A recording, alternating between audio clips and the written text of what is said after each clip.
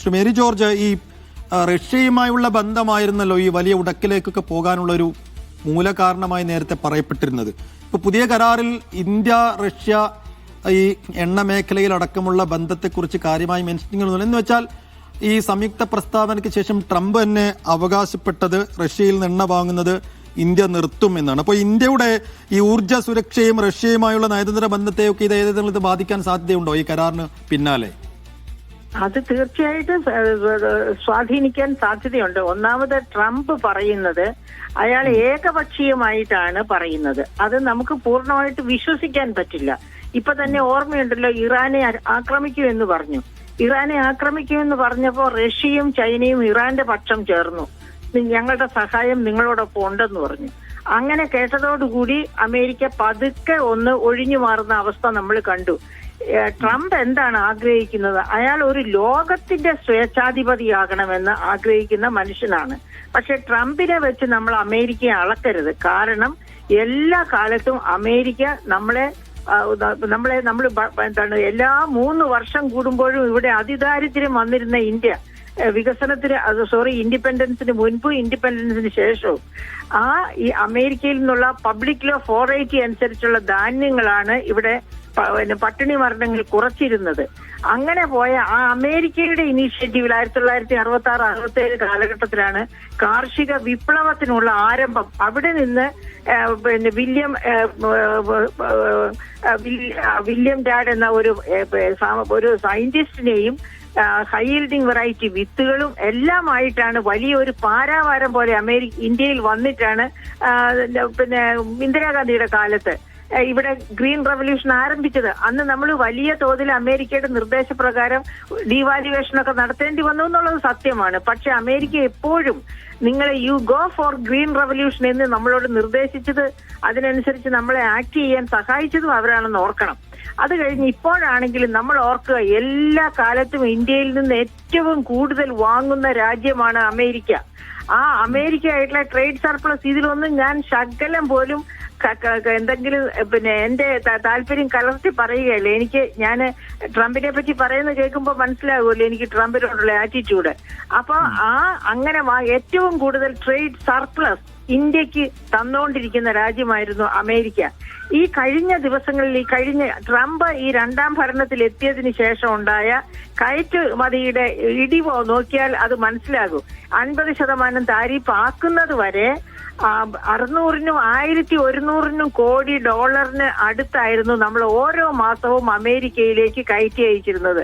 പക്ഷേ 50% താരിഫ് വന്നതോടുകൂടി നമ്മുടെ അമേരിക്കയിലേക്കുള്ള കയറ്റുമതി പെട്ടെന്ന് ഇടിഞ്ഞു എന്ന് മാത്രവുമല്ല 500 കോടിക്കും അതിന് താഴേക്കുമായി ആ വരുമാനം August, September, October, November, December മാസങ്ങളിൽ കുറയുന്നത് നമുക്ക് കാണാം. അപ്പം നമ്മളിൽ നിന്ന് ഏറ്റവും കൂടുതൽ വാങ്ങിക്കൊണ്ടിരുന്ന അമേരിക്ക അന്ന് 0 ഡ്യൂട്ടിയിലും ഏറ്റവും കൂടുതൽ 13.5% അമേരിക്കയിലേക്ക് നമ്മൾ എക്സ്പോർട്ട് ചെയ്തിരുന്ന ഉൽപ്പന്നങ്ങളുടെ ഡ്യൂട്ടി. അങ്ങനെയുള്ള ഡ്യൂട്ടിയിൽ നിന്നാണ് 50-ലേക്കൊക്കെ പോയത്. അപ്പോഴാണ് നമുക്ക് വലിയ പ്രതിസന്ധി ഉണ്ടായത്. നമ്മുടെ തൊഴിൽ അധിഷ്ഠിത മേഖലകൾ തന്നെയാണ് തകർച്ചയുടെ വക്കിലേക്ക് പോയത്. അപ്പൊ അവിടെ ന്യായമായും ഒരു കാതലായ ചോദ്യം കൂടി ഉയർന്നു വരുന്നുണ്ടല്ലോ ശ്രീ മേരി ജോർജ്. എന്ന് വെച്ചാൽ അമേരിക്കയുടെ സമ്മർദ്ദത്തിന് വഴങ്ങിയാണോ ഇപ്പോൾ ഇങ്ങനെ ഒരു കരാറിലേക്ക് ഇന്ത്യ എത്തിയത്? ഇന്ത്യയുടെ സ്വതന്ത്ര വിദേശ നയത്തിന് മേൽ ഇത് കരിനിഴൽ വീഴ്ത്തുന്നുണ്ടോ? അത് സമ്മർദ്ദത്തിന് വഴങ്ങി എന്ന് തീർത്ത് പറയാൻ വയ്യ. പക്ഷേ സമ്മർദ്ദം തീർച്ചയായിട്ടും ഉണ്ട്. ഏത് തരത്തിലുള്ള സമ്മർദ്ദമൊക്കെ വന്നു എന്ന് നിങ്ങൾ ഓർക്കണം പ്രിയപ്പെട്ട സുഹൃത്തെ. അതായത് അമേരിക്ക ഒരു പുതിയ പീസ് ബോർഡ് എന്ന് പറഞ്ഞൊരു ഒരു സമിതി ഉണ്ടാക്കുന്നു. ആ സമിതിയിലേക്ക് രാജ്യങ്ങളെ ക്ഷണിക്കുന്നു. പക്ഷെ ഇന്ത്യ കൂട്ടാക്കിയില്ല, ഇന്ത്യ പോയില്ല.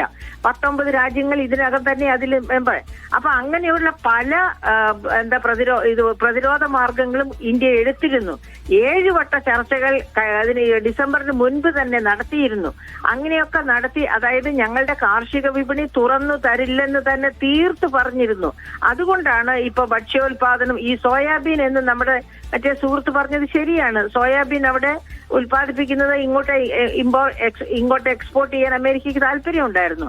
അത് ഡ്യൂട്ടി ഫ്രീ ആയിട്ട് അത് ഡംപ് ചെയ്യാമെന്ന് വരെ പറഞ്ഞിരുന്നു. പക്ഷെ അതിനൊന്നും വഴിവെച്ചു കൊടുത്തില്ല. ഇപ്പോഴത്തെ കരാറ് നമ്മൾ കാണുന്നവരെ നമുക്ക് പൂർണ്ണമായിട്ട് പറയാൻ പറ്റില്ല. പക്ഷേ ഒരു പ്രധാനപ്പെട്ട കരാറാണ് താങ്കൾ എന്നോട് ചോദിച്ചത്. റഷ്യയിൽ നിന്നുള്ള എണ്ണ ഇറക്കുമതി പൂർത്തിയായിട്ട് നിരോധിക്കണം, പാടില്ല. അതിന് 2 കാരണങ്ങളുണ്ട് ട്രംപിന്റെ ഭാഗത്ത്. ഒന്ന്, അതായത് റഷ്യ യുക്രൈൻ യുദ്ധത്തിന്റെ കാലത്ത് റഷ്യക്ക് നേരെ ഉപരോധം കൊണ്ടുവന്നു അമേരിക്കയും യൂറോപ്യൻ യൂണിയനും ഒക്കെ. അങ്ങനെ കൊണ്ടുവന്നപ്പോഴും റഷ്യക്ക് പിടിച്ചു നിന്ന് ആ യുദ്ധം നയിച്ച് മുന്നോട്ട് കൊണ്ടുപോകാൻ സാധിച്ചത് ഇന്ത്യ വലിയ തോതിൽ അവിടെ നിന്ന് ഇന്ധനം ഇറക്കുമതി ചെയ്തത് കൊണ്ടാണ്. അപ്പൊ അത് മാത്രവുമല്ല ട്രംപിനെ ചൊടിപ്പിക്കുന്ന പ്രധാനപ്പെട്ട കാരണം, അതിനേക്കാൾ ഉപരി നമ്മളും റഷ്യയും ഇന്ത്യയും റഷ്യയും തമ്മിലുള്ള കയറ്റിറക്കുമതികൾ അവനവന്റെ കറൻസിയിലാണ്. അപ്പൊ ഒന്ന് ഓർക്കുക, ട്രംപ് എന്ത് പറഞ്ഞ ഭരണത്തിൽ വന്നത്? മാഗ, മേക്ക് അമേരിക്ക ഗ്രേറ്റ് അഗെയിൻ. അതുപോലെ തന്നെ പറഞ്ഞ മറ്റൊന്നാണ് അമേരിക്കൻ കറൻസിയെ, അതായത് ഡോളറിനെ ഏറ്റവും ശക്തമായ കറൻസിയാക്കി മാറ്റുമെന്ന്.